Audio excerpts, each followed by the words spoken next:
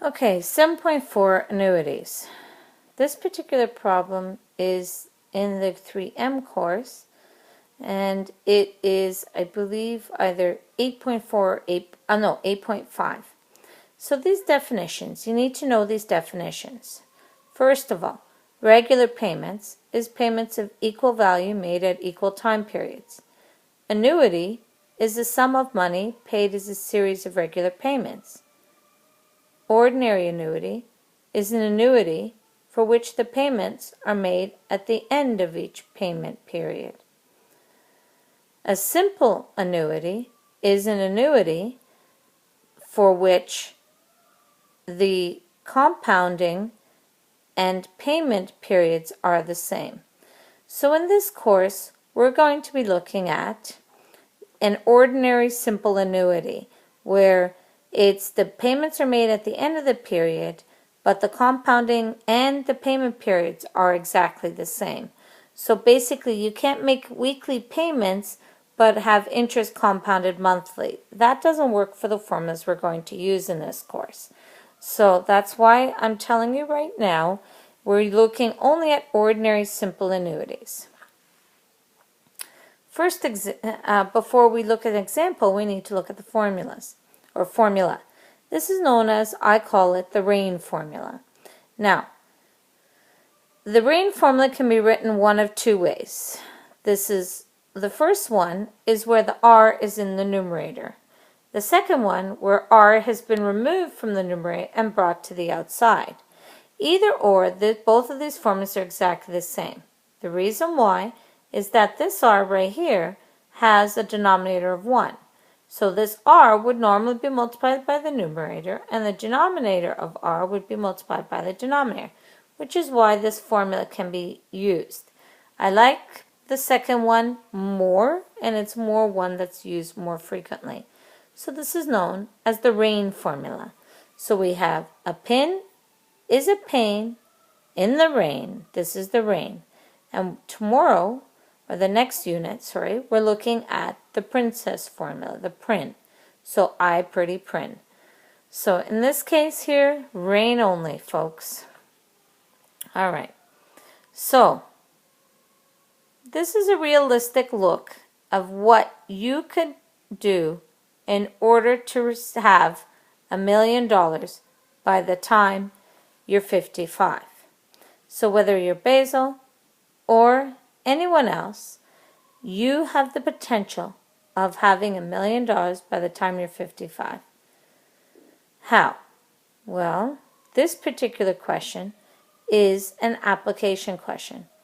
It's not asking for how much will he have in the future, which is what RAIN deals with, is future value, but it's asking what are the regular payments. How much do you need to put in monthly to be able to have this $1 million? So, what should we do? Well, pull out the letters RAIN. R is the regular payments. What's the regular payments? Don't know. A is the future amount, later amount. The later amount will be $1 million. I is the interest rate, so it's 0.078 divided by the word. And finally, what will the number of years will be? Well, it's 55 minus 16, which is 39. 39 times 12. So this is our RAIN letters standing out, and we need the formula that goes with RAIN. The formula is A equals R times 1 plus I to the power n minus 1 all over I. Or we could have it written with the big brackets, which is what we're going to show with the numbers. 1 million is equal to R times 1 plus 0.078 divided by 12 to the power of 468. Now 468, folks, is actually, 39 times 12. 39 times 12 is equal to 468. So it's just a fast way to get that value. You will not lose marks either way. So then you subtract 1, all divided by 0.078 divided by 12. So we need R by itself. In order to get R by itself, we have to divide. We're going to take 1 million and divide it by that big, huge, chunky bracket right there.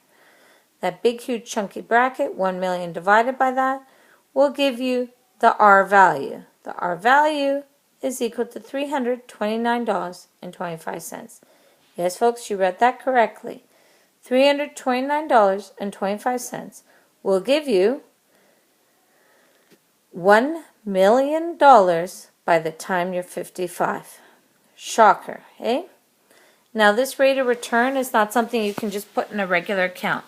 You need to invest this money into RRSPs or high-risk mutual funds at the moment, and then later on when you get closer to the age of 55, you take that money and you reinvest it into low-risk or no-risk mutual funds until you're 55.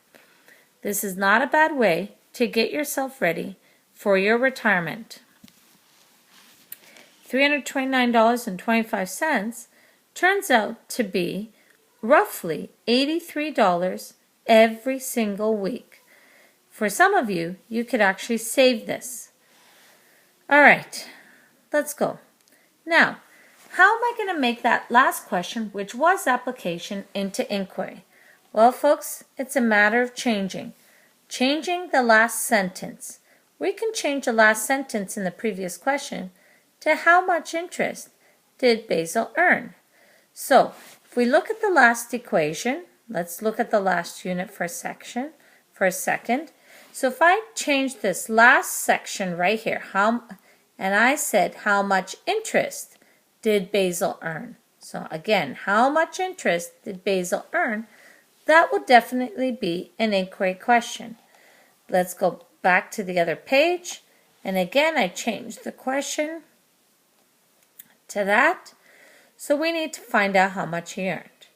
Well, you take the regular payments that he makes, times it by 468, which is 39 times 12, and that gives you $154.89. $154,089.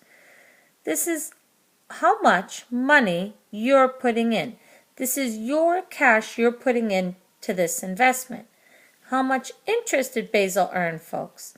Well, that was the shocker for a lot of you, that when we find out the interest, turns out the interest is $845,911. This is how much interest that the bank gave you for putting this money in. Remember, $329.25 per month for 39 years. This is how much interest. You put in $154,000 of your money, and you get almost $846,000 of bank money just for investing. Not a bad gig if you think about it. Anyways, that's the end of this lesson, folks. Take care. See you soon.